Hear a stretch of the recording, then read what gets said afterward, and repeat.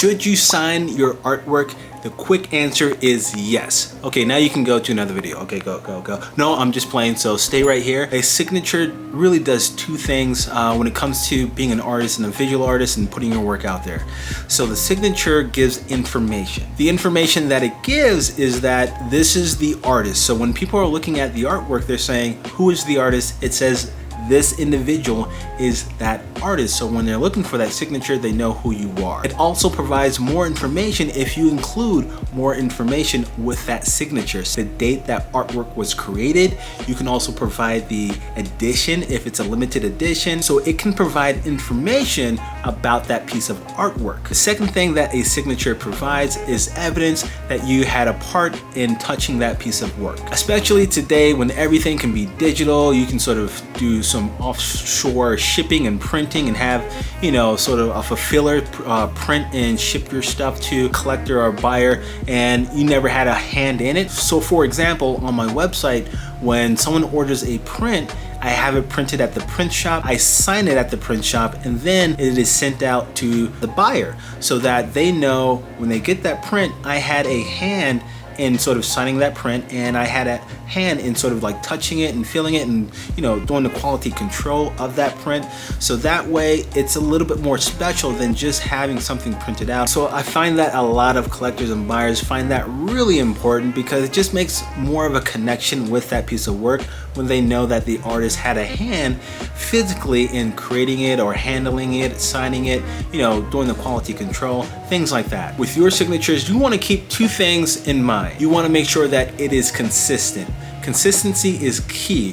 Whatever you're sort of putting down on your artwork, you want to make sure that you put it down the same way almost until your end of your career. This is my signature right here. I've had this signature for the past 15 years since really creating artwork and putting it out there to the masses. So you can see that it's a really unique D that I use for a detour. Sometimes I will add a horizontal slash and two vertical slashes. Sometimes I will add a date at the bottom, or if there's an addition, I'll add the addition. The only time it ever changes is sometimes when I'm doing a mural. So when I'm doing a mural in a large space, sometimes I will use a stencil. A stencil sometimes just helps me keep a lot of things consistent, especially when I'm working on a surface that is rough and I'm not too sure exactly how the signature will come out. Sometimes a stencil really helps out, but I keep the same font whenever I'm using a stencil. But whatever you do for your signature, you want to make sure that it is consistent. So the second thing you want to make sure that you do is make sure that your signature is discoverable or visible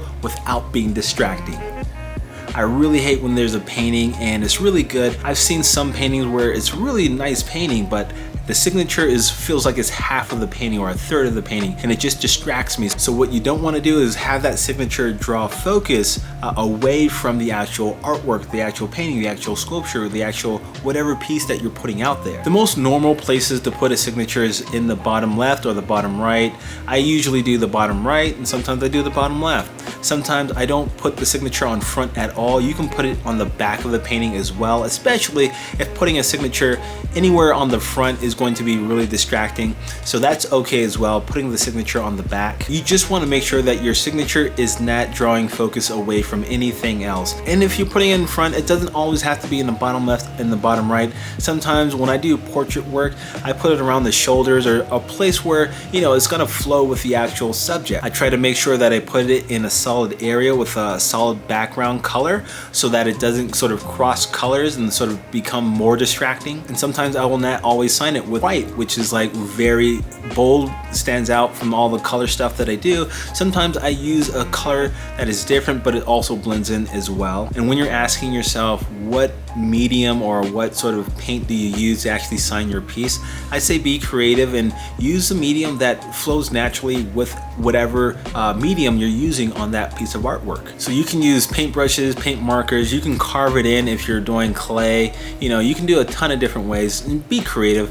One of the things that I would say in the art world is that there are no rules. A lot of the stuff that I'm saying now and then some of the other stuff are just best practices, but in reality, you really just want to be creative. You want to stand out. I've seen signatures where it's just a thumbprint or a handprint.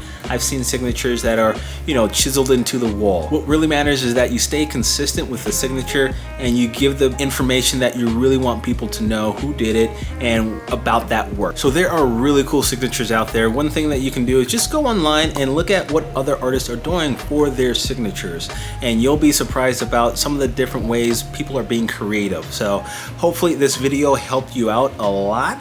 I have a ton of more videos like this, so definitely check those out, and I will see you next time. Peace.